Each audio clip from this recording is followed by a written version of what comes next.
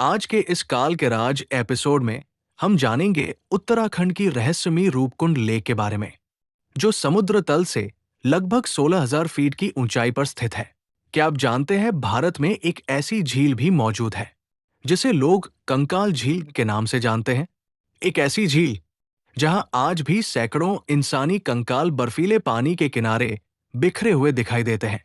इस रहस्य की शुरुआत होती है 1942 से, जब एक वन अधिकारी गश्त के दौरान संयोग से इस स्थान तक पहुंच गया।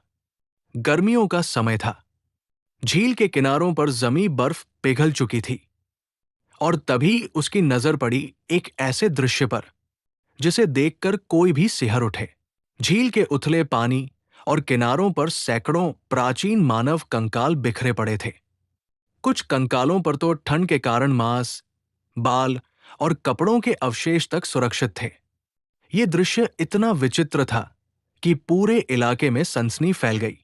शुरुआत में लोगों को लगा कि ये कंकाल शायद द्वितीय विश्व युद्ध के समय भारत में घुसपैठ करने आए जापानी सैनिकों के हो सकते हैं।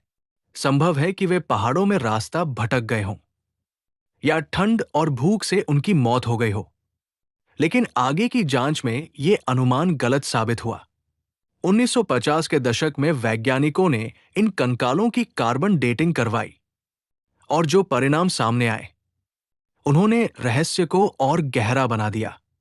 जांच में पता चला कि ये कंकाल लगभग 850 ईस्वी के आसपास के हैं, यानी ये लोग 1000 साल से भी ज्यादा समय पहले मरे थे। लेकिन कहानी यही खत्म नहीं होती।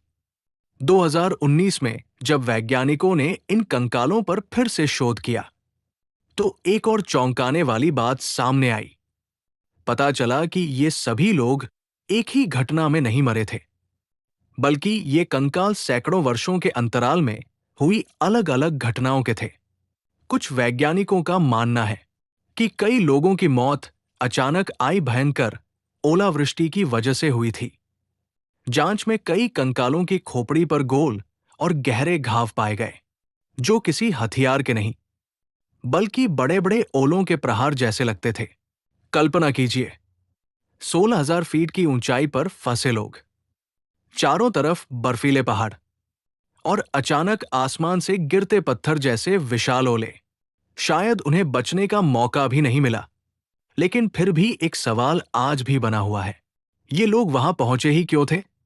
क्या ये तीर्थयात्री थे, यात्री थे, या कोई खोया हुआ दल? रूपकुंड झील आज भी अपने भीतर सदियों पुराने रहस्यों को छुपाए हुए है और शायद इसीलिए इसे कहा जाता है कंकाल झील।